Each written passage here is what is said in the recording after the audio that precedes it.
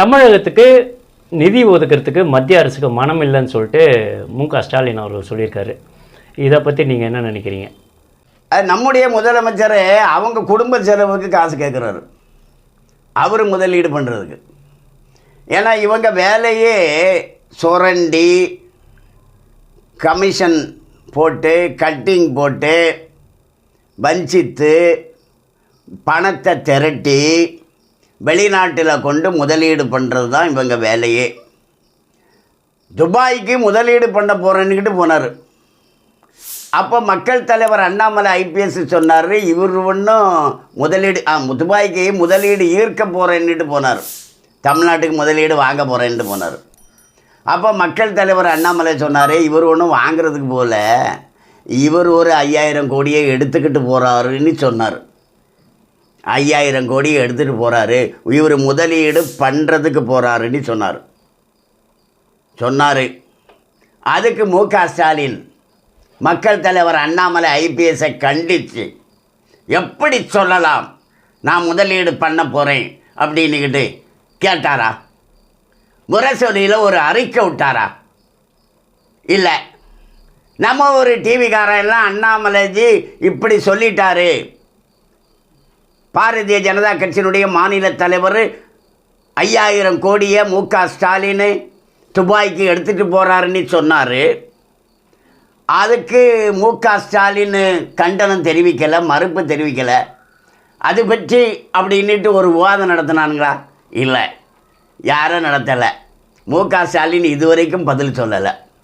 அதே போல் சிங்கப்பூர் போனார்.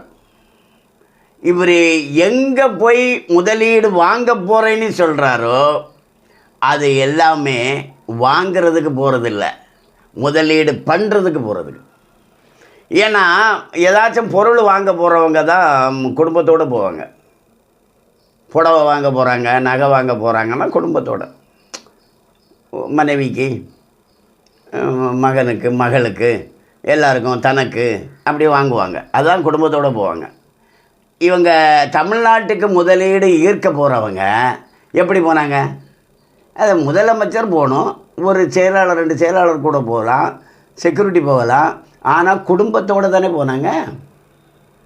சின்ன குழந்தையோட, பேரம்பேத்தி, மனைவி, மச்சான் எல்லாம் சேர்ந்து தானே போனாங்க, மருமகன் எல்லோரும் சேர்ந்து போனாங்க.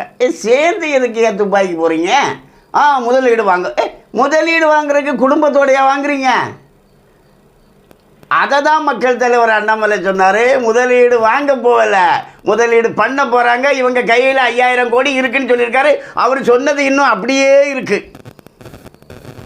அதுக்கு எவ்விதமான ஆட்சேபனையும் திமுக தரப்பில் வரவே இல்லை. ஆர்எஸ் பாரதி பேச வேண்டியதானே, பதில் சொல்ல வேண்டியதானே, சொல்லவே இல்லை, ஒருத்தரும் சொல்லலை. அவர் சொன்னது அப்படியே இருக்குது. மக்கள் தலைவருடைய அந்த குற்றச்சாட்டு அப்படியே இருக்கா? இப்போது இந்த இவர் மு.க.ஸ்டாலின் என்ன அடிப்படையில் மனம் இல்லைங்கிறாரு? 11 லட்சம் கோடி 10 வருஷத்தில் கொடுத்துருக்காங்க. என்ன மனம் இல்லை அப்படிங்கிறாங்க? ரேஷன் கடையில் அரிசி அவங்க தான் கொடுக்குறாங்க. ஜிஎஸ்டி வரியில் பாதிக்கு பாதி உடனே வந்துடுது, மீதி 93% அப்படியே வந்துடுது. என்ன கொடுக்கலைங்கிறாங்க? எதை வச்சு சொல்கிறாங்க? இப்போது நமக்கு வீட்டுக்கு ஒருத்தர் பால் போடுறாரு, அப்புறம் பால்காரருக்கு நம்ம பணம் கொடுப்போம். எப்போ கொடுப்போம்? 10ஆம் தேதி கொடுப்போம், அல்லது 12ஆம் தேதி கொடுப்போம், அல்லது 15ஆம் தேதி கொடுப்போம், அவ்வளோதானே? அப்போ அந்த பால்காரன் என்ன சொல்கிறான், நான் பால் 2 கவர் போட்டுக்கிட்டே இருக்கேன், அவர் குமரிக்கு செஞ்சு வீட்டில் இருந்து எனக்கு பணமே வரல. என்ன தேதின்னு கேட்டால் அது 9ஆம் தேதி. அவர் 10ஆம் தேதி அல்லது 11ஆம் தேதி 12ஆம் தேதி கொடுப்பாருயா, அது என்ன பணம் வரலைங்கிற நீ? அப்போ 10ஆம் தேதி இன்னும் பணமே வரல, எனக்கு பணமே வரல, குமரி கிருஷ்ணனுக்கு மனமே இல்லை. வழக்கமாக 10ஆம் தேதியிலேருந்து 15ஆம் தேதிக்குள்ளாடி கொடுப்பாங்க. சரி, நீ மனமே இல்லைன்னு சொல்கிறல்ல, இப்போ பாலுக்கு பணம் வரலன்னு சொல்கிறல்ல, அப்போது அவர் கொடுத்த பிறகு கொடுத்துட்டாருன்னு சொல்லுவியா? சொல்ல மாட்டேன். கொடுக்கல. எல்லாம் மத்திய அரசினுடைய நிதி சிஸ்டம் சரியாக இயங்கிட்டு இருக்குது. எந்தெந்த மாநிலங்களுக்கு எப்படி கொடுக்கணும். ஏன்னா திமுக குடும்பம் மாதிரி பணம் சம்பாதிக்கிற குடும்பம் மத்தியில் ஆட்சியில் இல்லை. மத்தியில் ஆட்சியில் இருக்கிறது தன்னுடைய சொத்தையே நாட்டுக்காக இழந்து அர்ப்பணம் செய்து ஒரு பைசாவுக்கு கூட நாட்டம் இல்லாத அமைச்சர்கள் தான் இருக்காங்க. 10 வருஷம் ஆச்சு, ஒரு அமைச்சர் மேலே ஒரு குற்றச்சாட்டு இல்லை. திமுக அமைச்சர்களில் குற்றச்சாட்டு இல்லாத அமைச்சர்களே கிடையாது. அதுதான் மக்கள் தலைவர் அண்ணாமலை சொன்னது 5000 கோடி அப்படியே இருக்கு, அதுக்கு பதிலே சொல்லலையே. அதனால் முதலமைச்சர் மு.க. ஸ்டாலின் மனம் இல்லை பணம் கொடுக்கறதுக்குன்னா அவர் ஏதாச்சும் சுரண்ட ஐடியாவில் இந்த நிதி வந்தால் இதில் இத்தனை 1000 கோடியை நம்ம வீட்டுக்கு சுருட்டிடலாமே, அது வர்றதுக்கு கொஞ்சம் தாமதம் ஆகுதே, அதான் 12ஆம் தேதி அல்லது 15ஆம் தேதி பாலுக்கு பணம் கட்டுவோம்ல, அந்த தாமதம் தான். 12 வரலன்னா 15 வரும், அவ்வளோதான். அந்த தாமதத்துக்கு அவர் அப்படி பேசியிருக்கலாம். ஏதாவது ஒரு நிதி இன்றைக்கி வரும் இல்லை நாளைக்கு வரும், அது 10 நாள் கழித்து வரும். இதெல்லாம் பேச வேண்டிய விஷயமே கிடையாது. இது பேசுகிறது எப்படின்னா பாலுக்காரன் பேசுகிற மாதிரி தான். பாலுக்காரன் நான் வழக்கமாக வாங்கிட்டு தானே இருக்கேன்.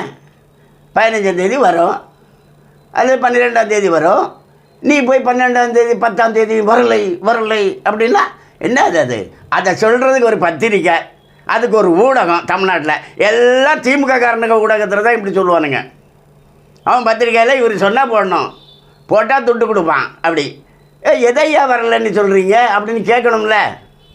கேட்டிருந்தால் அந்த நிருபர் கேட்கணும்ல உடனே அந்த இவர்கிட்ட, முதலமைச்சர்கிட்ட, ஐயா நீங்கள் எந்த பணம் வரலங்கிறீங்க? இந்த பணம் அது சார், அது டேட்டு இன்னும் வரலையே சார், டேட்டில் கொடுப்பாங்களே, அதை ஏன் நீங்கள் வரலன்னு சொல்கிறீங்க? அப்படி. ஏன்னா இவருக்கு அரிப்பு வந்தால் அதில் பாதி நமக்கு ஒரு மேனி. அந்த அக்கறையில் தான் கேட்குறாரு.